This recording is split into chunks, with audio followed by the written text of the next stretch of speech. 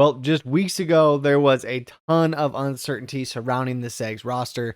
For the first time in Gonzaga history, after the conclusion of last season, we saw all 5 Gonzaga starters enter their name in the NBA draft.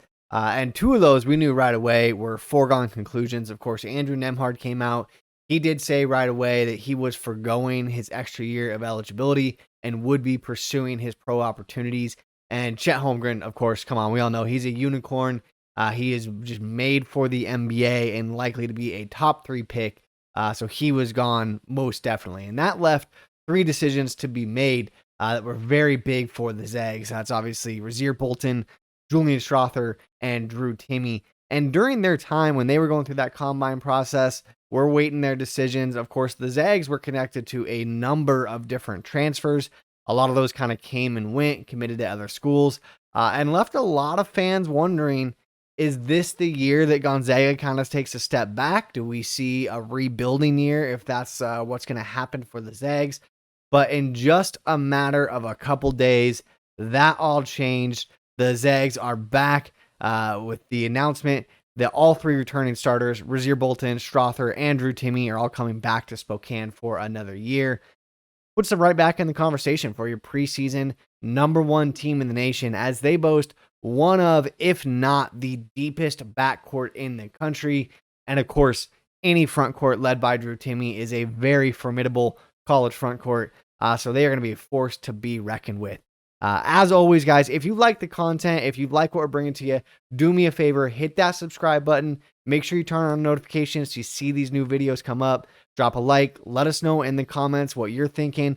If you think these guys made the right decisions and how you feel about these new players coming in and how this season's going to go for us. So let's get into the guys that returned for us. The first domino that fell this week was Rasir Bolton announcing he'd be back for another run with the Zags. Of course, he did declare for the NBA draft after averaging 11.2 points a game last year and actually hitting career highs in both field goal percentage and his 3-point percentage, as he shot 50% from the field and 46% from 3-point range. 46%. I'm going to say that again because it is just an absurd number, which was undoubtedly the biggest jump in his game. Coming into Gonzaga his previous year, Rasir Bolton had shot 31% at Iowa State, so a 15% jump in his 3-point percentage. I think it was a no-brainer for him to go test the NBA waters. Obviously, when you are that lethal of a shooter, there's always a spot for you in the professional level of basketball. But it's just free feedback. You know, with this new setup, you got to go get that feedback, see what you want to work on. And now he's going to come back. And not only is that huge for the Zags, as they get a ton of leadership in Bolton, and obviously an elite shooter, as we talked about, but he's just a very active member in the Spokane community, a player that anybody would want to represent their school. He spends a lot of his time off the court volunteering and giving back to Spokane. So we love to see it. We love to have Bolton back. We know he's going to do big things as a leader of this team this year. And shortly after his decision, we had Julian Strawther announce that he would be returning to the Zags as well. Of course, his NBA combine process, I think, was quite a bit more interesting than Bolton, and really had a lot of us questioning, is he going to go? Did he get a promise in the NBA draft? What are we looking at? And I think that was the biggest question mark is what is Strawther going to do? You know, you start with his testing in the NBA combine. He tested first in lane agility, but only 48th in the shuttle run. And typically those 2 drills, you know, the rankings that you get in those, they're going to be very close to each other. So it's probably safe to say we can chalk up that shuttle run to just a bad outing for him. But as they got into the combine drills, he really shined. I mean, this is where we know Julian's a shooter. We've seen that all of last season. The shooting off the dribble drill in the NBA combine, Strawther was the 5th best athlete in that, making 70% of his shots, which is really just an absurd amount. And as we progressed towards the scrimmages, I really thought he was going to stand out and raise his stock even more. But at the last minute before the combine scrimmages, Julian Strawther did pull out of those, which really, again, led a lot of us to believe, did he get a promise to be drafted? And part of that was stepping out of the combine. So it's always interesting when you see that. He did kind of run it down pretty close to the last day there, before electing to run it back with the Zags. But He averaged as a sophomore last season, averaged just under 12 points a game. Was one of the better 3-point shooters on the team. He was just under 40% before he hit that slump during March Madness. And I can tell you what, man, we know he's been working. You can see it in his combine shooting drills. I know for a fact that Strawther is not going to let a slump like that happen again. I know that's eating at him inside. So he's looking forward to coming back and kind of righting that ship, putting on a good run, playing his best game on the biggest stage when it counts this season. So I think he is primed for a huge breakout year. You look at kind of some of the players we lost. Andrew Nembhard, you lose a lot of scoring, a lot of ball handling you lose there. So somebody's got to step up and kind of help that scoring there. I think Strawther is primed to be that dude in the backcourt. And it's just going to be really good to see what he does this year as, again, another leader, man. There's a lot of upperclassmen mixed with the kind of underclassmen on this team, and that's the exact mix it takes to make a run. Last starter to announce his decision. Tell you what, man, he ran it all the way down to the wire just minutes before the deadline required to pull your name out of the NBA draft. Drew Timme did finally say he is coming back to Spokane one more time. Maybe it's the NIL money. Maybe it's unfinished business, which I think it is. I think he's got something to prove. I think he knows what he can accomplish and what this team can accomplish. But he's back for another year with the Zags. I mean, a 2-time All-American, the reigning WCC Player of the Year. Timme's racked up all sorts of accolades on his way to surpassing 1,500 career points last year. I mean, we could have a whole video just on his accolades. He is a decorated Zag, to say the least. And as he declared, I will say, there was, there's not much left for him to prove in college. So when he declared, especially the way that his announcement letter read, a lot of people thought for sure that he was gone. His letter just kind of read that he seemed like he was maybe just done with college, and was just looking to pursue that college, that pro career, just like Andrew Nembhard did. If you gets into his combine drills, and again, we kind of knew what to expect a little bit. When you get into the physical testing of the NBA Combine, if you've watched Timme play, you know that's not his game. He is a fundamental player rather than a physical style, athletic player. He gets his buckets on fundamentals and having better footwork than you, which, sorry, I'll say it again. I'll say it till I go in the grave. He's got better post footwork than anyone in the country at the college ranks. Again, he did not place well in those physical testing drills. We're not even going to get into the rankings because they're just, this isn't a slander video and that's not his game. But as he got into the combine scrimmages, this is where Drew Timme shined. It really seemed like he raised his stock a lot. He scored 34 points in 44 minutes on a total of 69% from the field. He even had a game where he went 4 of 5 from the NBA three-point line with his release looking tremendously smoother and quicker. So this is obviously, he had a really good showing in those scrimmages. He elects to come back.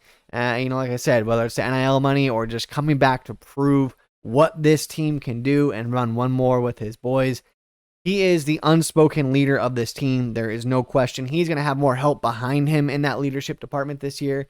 But he is the unspoken leader as we move into this season. But the good news did not stop there for the Zags. They had one scholarship remaining after Drew Timme announced he was coming back. And I tell you what, Gonzaga made the absolute most of that one available scholarship. Just yesterday, June 2nd, Malachi Smith, a 6'4" guard from Chattanooga, announced he is transferring to Gonzaga.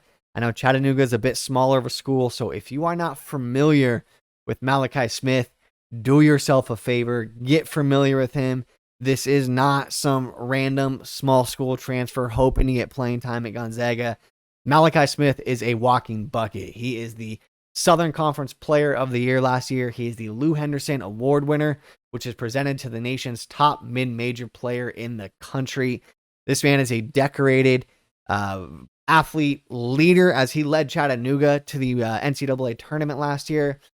Averaged 20 points a game, 6.7 rebounds, 3 assists, and 1.7 steals per game.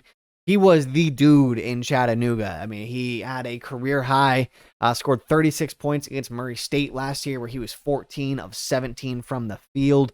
He knows how to be that guy. So when you look at the Zags, I mean, a couple games, Talk about the Arkansas game where they just couldn't get the ball in the bucket. Seemed like things weren't going right. Even for a lot of that Memphis game, things just weren't going right. You want to have a guy like Malachi Smith on your team.